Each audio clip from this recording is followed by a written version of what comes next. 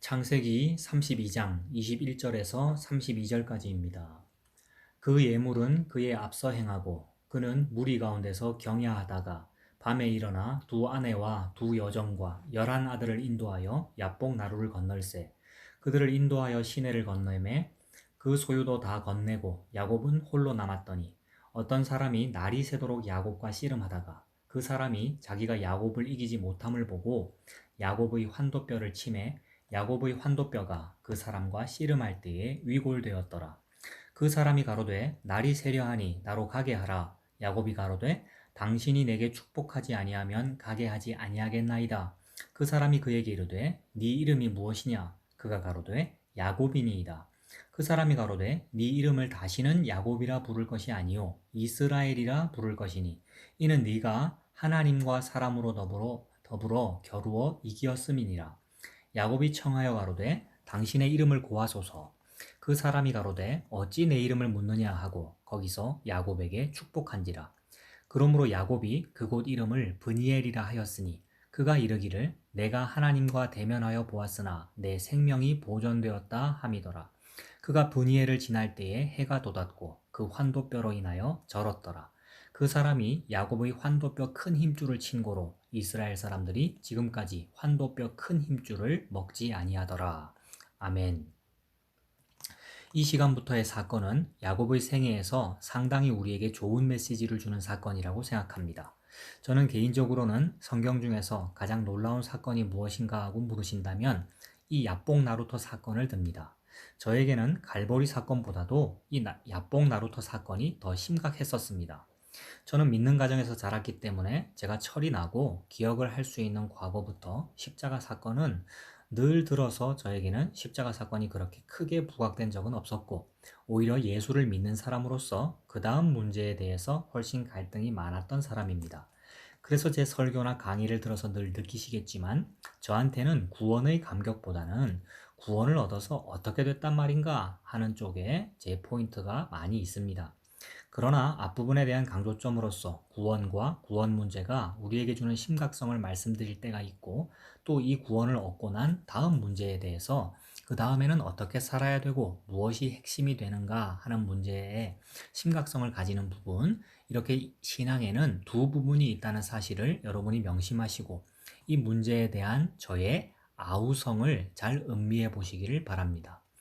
야복 나루토 사건을 제가 들은 설교로는 야곱은 하나님의 다리를 붙잡고 축복할 때까지 놓아 보내지 않자 하나님은 축복하실 수밖에 없었다. 여러분은 골든 텍스를 아끼십니다. 바지가 찢어지는 걸 원하시지 않기 때문에 찢어지기 전에 축복을 하십니다. 라는 이러한 종류의 설교들.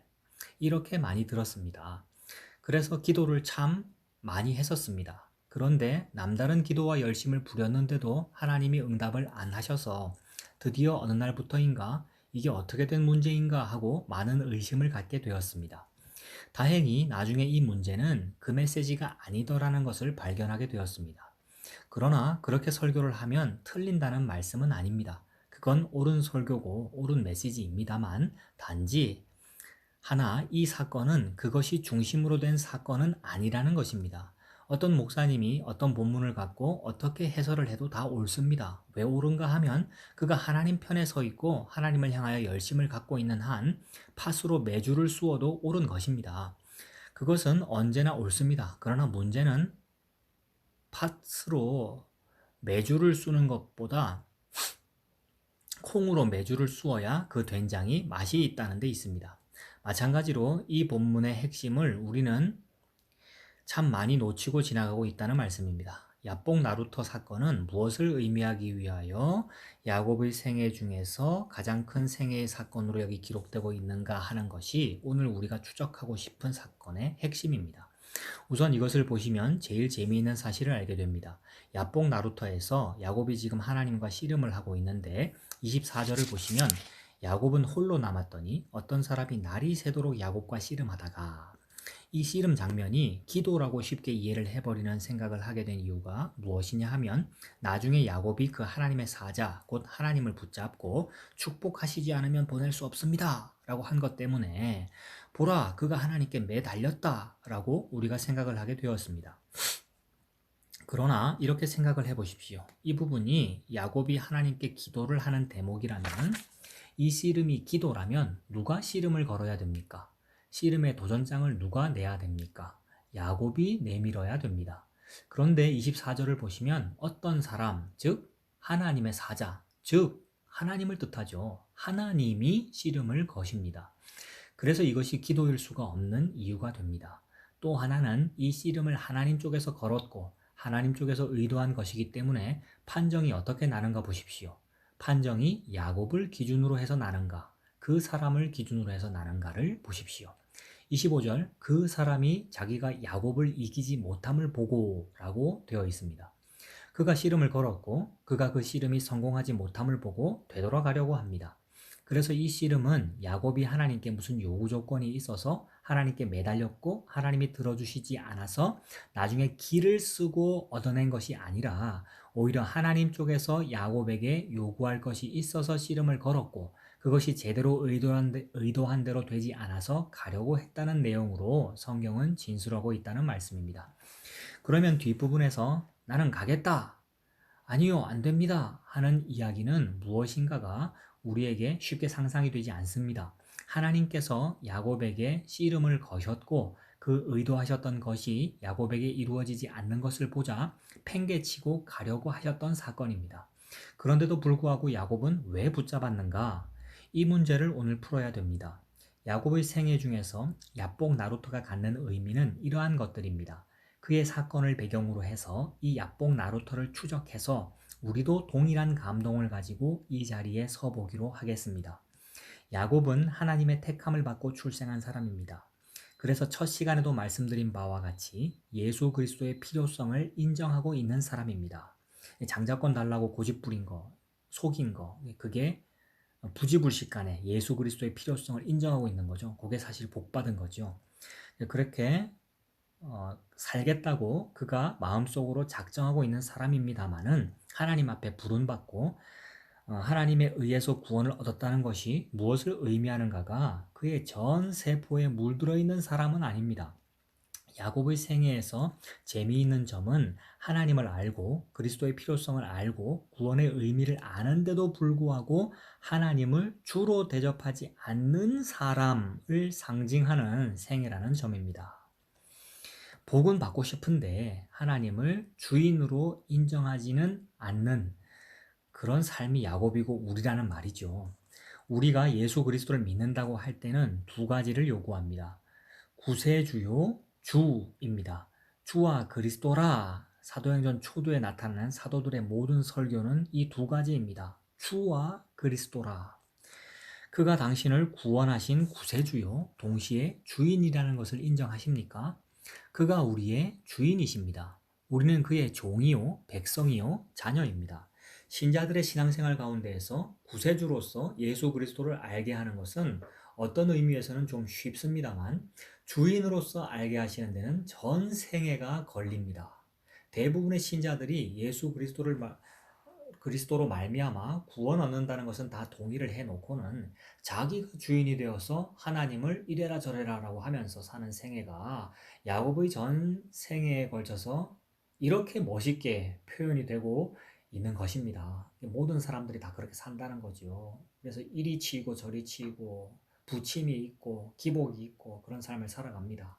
야곱의 생애는 하나님과 관계가 있는데도 불구하고 그의 인생을 자기 각본대로 끌고 다닙니다. 이럴 때 하나님은 우리가 농구나 축구를 할 때 잘 아는 어시스트와 같습니다. 하나님은 라이트 윙이고 자기는 골대 앞에 서서 볼을 패스해주면 헤딩을 해서 골을 자기가 넣을 테니까 하나님은 패스만 좀 해줘요 라고 하는 것입니다. 그러다가 그저 골포스트에 몇 번 머리를 찌으셔야 정신을 차린다는 것이 야곱의 야복 나루터 사건인 것입니다. 하나님은 결코 우리에게 어시스트를 허락하시지 않습니다. 우리가 보면 답답한 일들이 생기기 시작합니다. 이상도 하다. 내가 하나님의 일에 열심을 갖고 있는데 왜 안 도와주시는가?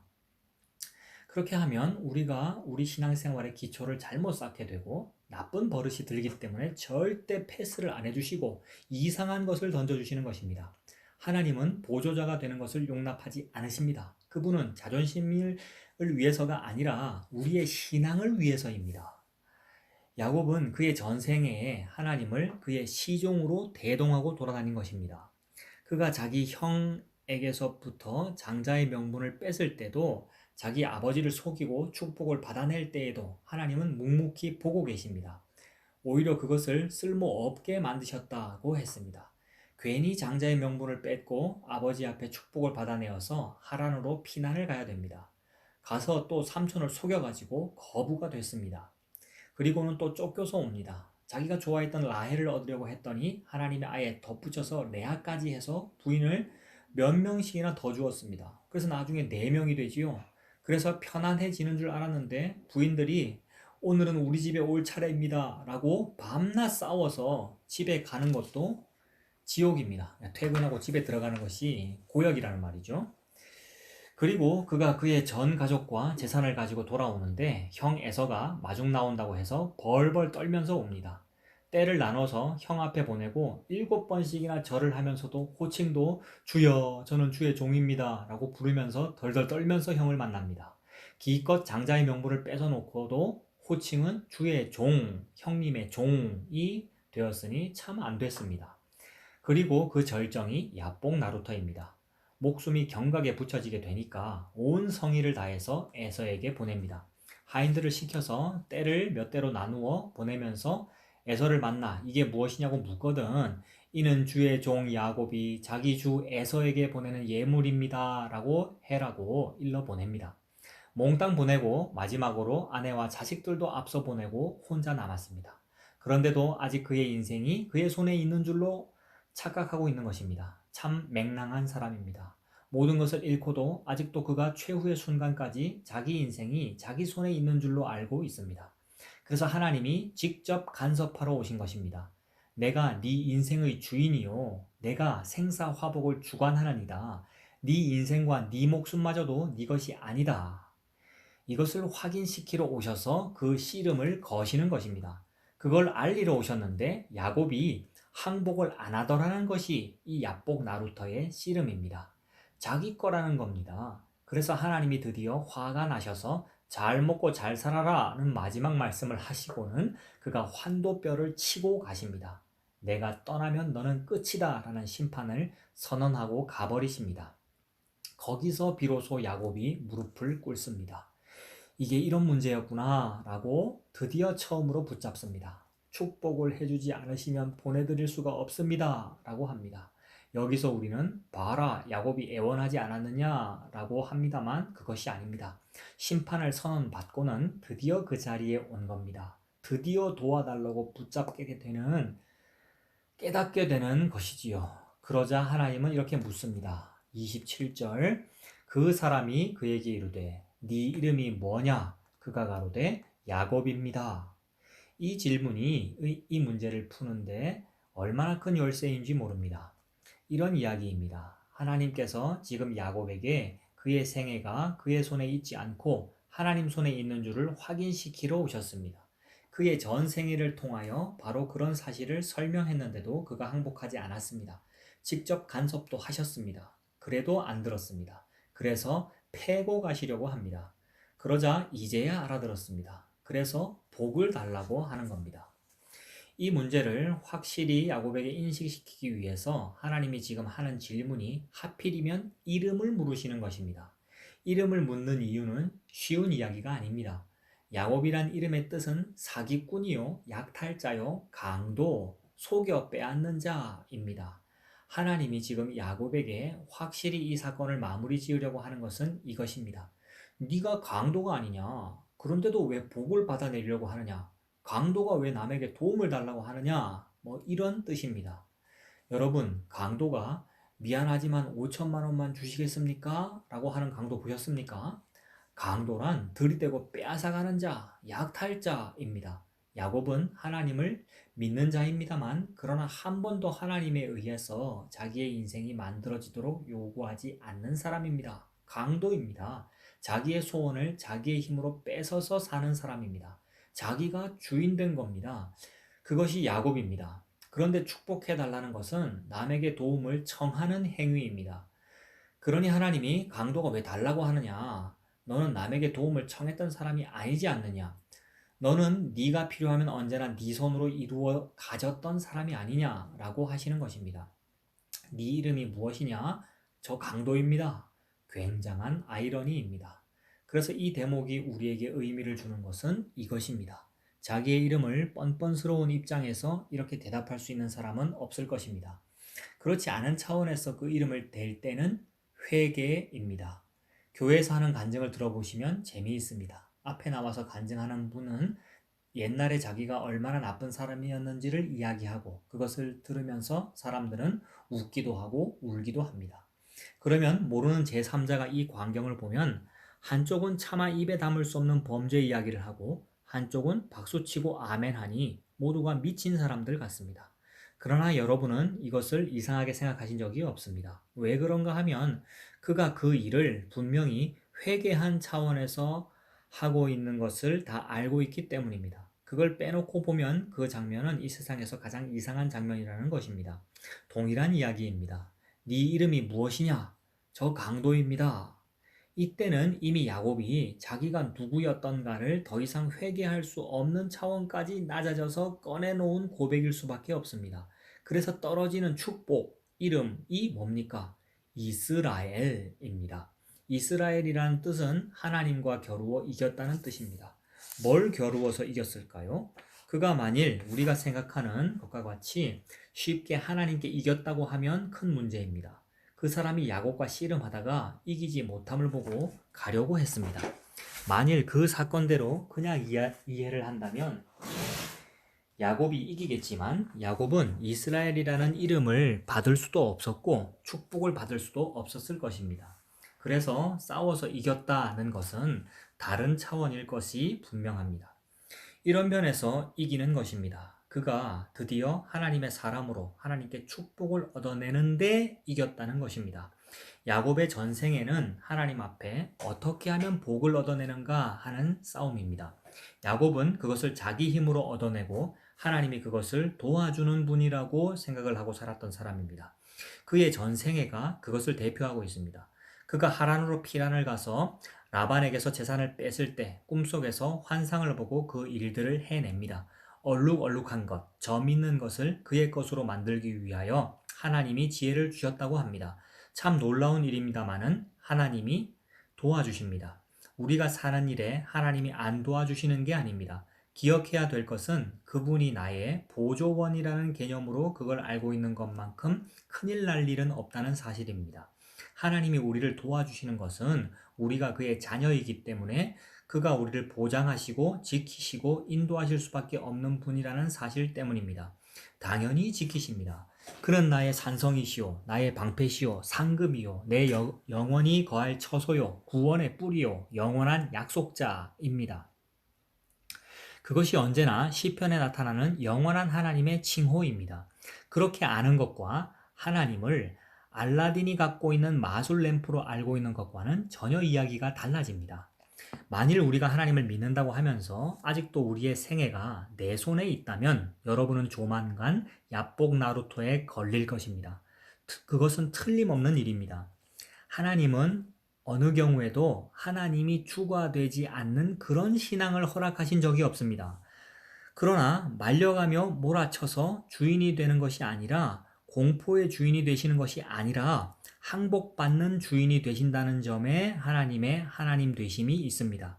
지난 시간에도 말씀드린 것과 같이 하나님은 우리를 공포와 두려움 때문에 굴복하는 자를 만드시는 것이 아니라 사랑과 존경과 마음으로부터의 항복, 이해가 되고 깨달아지고 수긍이 되어가지고 맞네요. 당신이 진짜 저의 주인이십니다. 라는 그런 항복을 받는 주인이 되시기를 원하십니다. 그래서 우리를 깨닫게 해주십니다. 이해시켜 주신다고요. 그걸 보고 성령님이라고 하지요. 성령님이 우리에게 오시니까 우리가 깨달아지는 것입니다. 이게 얼마나 좋은 복입니까? 그 누구도 예수를 믿으려고 해도 안 믿어진단 말이에요. 안 깨달아진다는 말이죠. 근데 성령님께서 일방적으로 무조건적으로 은혜로 불가항력적인 은혜로 나를 찾아오셔서 내 안에 들어오셔서 깨닫게 해주시니까 내가 주인이 아니구나. 나는 원래 그냥 강도였구나. 내가 주인이 아니고 나는 죄인이구나.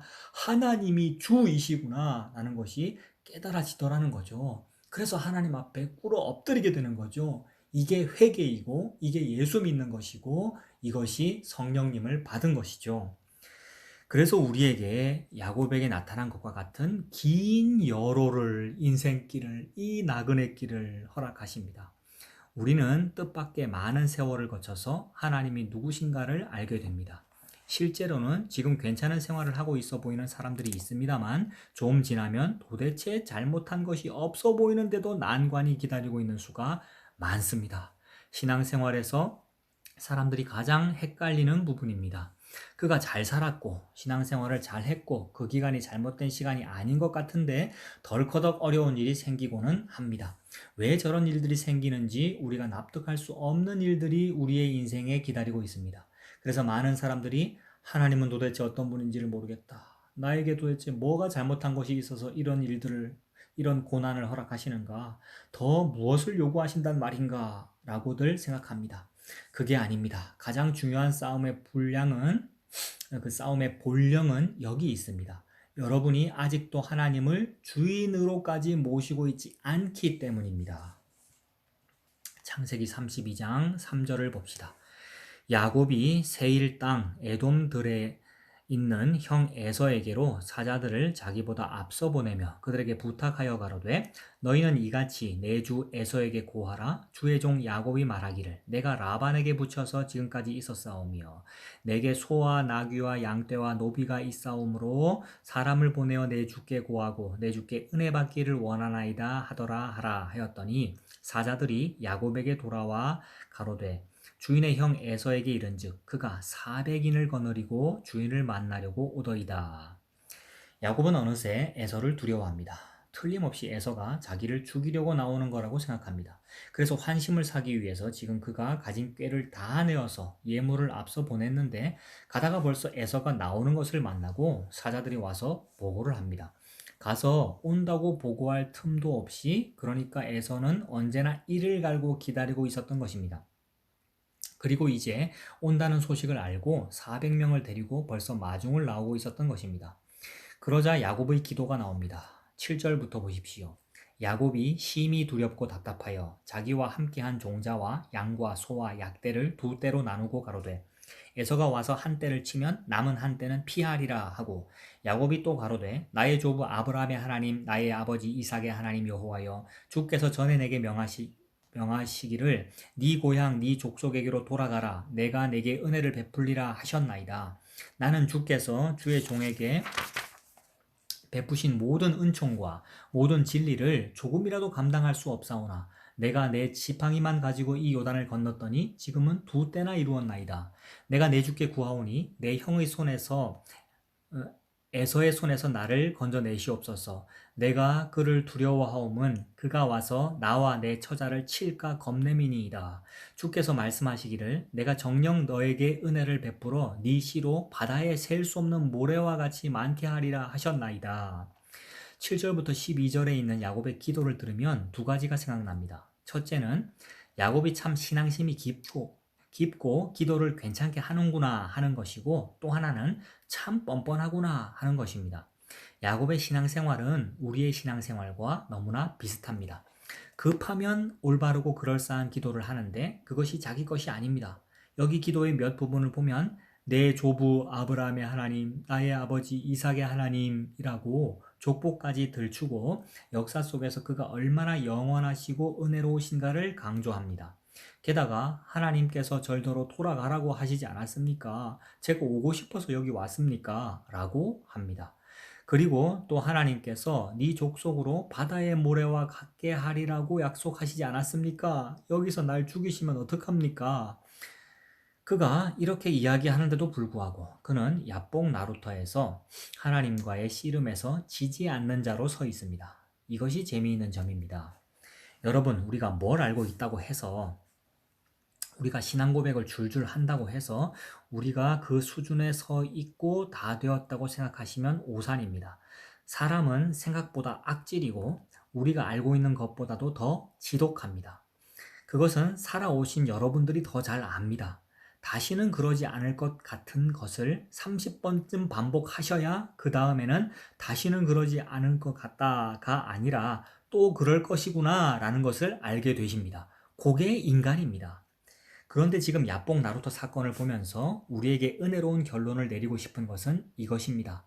씨름을 하시고 환도뼈를 부러뜨리시기까지 하시는 하나님의 그 손길을 보십시오. 그것은 심판도 아니고 포기도 아니고 분노도 아닙니다. 그것은 사랑입니다. 이 세상에서 가장 고집쟁이가 누구냐 하면 야곱입니다. 성경에는 야곱만한 사람이 없습니다. 그런데 그런 야곱을 항복시키더라는 이야기입니다. 그러니 우리는 말할 것도 없습니다. 야곱을 항복시키시는 하나님의 열심, 이 책 제목이 하나님의 열심이죠. 그 하나님의 열심을 보십시오. 야뽕 나루토에 세우고야 마십니다. 거기서 항복하지 않자 씨름을 하러 내려오십니다. 그래도 안 듣자 부러뜨려 버리십니다. 그래도 안 들으면 어떻게 하십니까? 제 생각에는 아마 머리털을 몽땅 뽑았을지도 모릅니다. 항복할 때까지 하십니다. 그래서 예수를 믿는다는 것이 바로 그 축복입니다. 그가 절대로 놓지 않으시니까 말입니다. 그래서 경고합니다. 그는 절대로 그냥 넘어가시는 적이 없습니다. 여러분, 이제 죽었다라고 생각하십시오. 그가 뿌리신 자녀에 대해서 하나님은 그냥 절대로 넘어가시지 않습니다. 가장 큰 증거라면 예수 그리스도를 갈보리 십자가에 못 박아 피 흘리게 하신 일이 아닙니까? 여러분 하나쯤 어떻게 해서라도 하나님 앞에 이 자리에 이르도록 안 하실 것 같습니까? 그의 사랑하는 아들 예수 그리스도를 십자가에 다르신 하나님입니다. 그래서 두려워하셔야 됩니다. 무서움에 관한 이야기가 아닙니다. 그의 그 지독한 사랑에 관한 이야기입니다. 기어코 하시고야 마는구나. 그 사랑이 너무나도 경외스럽도록 두려운 것이구나. 라는 그 두려운 말입니다. 예수를 믿는 자가 꼭 하나 항복해야 될 것은 더 이상 절망은 없다는 것입니다. 끊어지는 것은 없다는 거죠. 기어코 그분께서 하고야 마니까요. 그러니까 하나님께 연결되어 있다는 말이죠. 이제 나는 끝이다. 나 자살하자. 그런 게 없다는 거죠. 나 같은 사람도 하나님이 더 이상 돌보실 것인가? 나는 이제 절망인가? 라는 그런 것이 없다는 것이죠. 이런 생각을 가지는 것만큼 하나님을 모욕스럽게 하는 것은 없습니다. 그의 아들을 십자가에 못 박으신 하나님이십니다. 이것만은 하나님이 더 이상 용서하지 않을 거야 라고 절망할 수가 없다는 말입니다. 그렇게 절망할 수 있는 부분은 이제 아무것도 없습니다. 그는 그 어떤 것을 감수하고라도 뛰어넘어서라도 여러분을 하나님의 자녀가 되도록 만드시고야 말 고집을 갖고 계신 분입니다. 열심을 갖고 계신 분입니다. 그래서 우리는 이 대목에 설 때마다 놀라는 겁니다. 야뽕 나루토에 선 야곱이 아니라 야뽕 나루토에 세우시는 하나님 앞에 우리가 오늘도 참으로 감사가 터져 나오는 것입니다. 그리고 우리 마음에 하루속히 하나님을 우리의 주인으로 섬기는 이 훈련을 정말 긴장하고 이 훈련 해야 되겠구나 라고 하는 두렵고 떨리는 결심을 해야만 되는 지점에 초대받고 계시는 것입니다. 여러분이 여러분의 신앙을 하나님 앞에서 점검하고 그래서 정말 축복을 누리는 이 복된 인생이 되기를 바라면서 이 말씀을 증거합니다.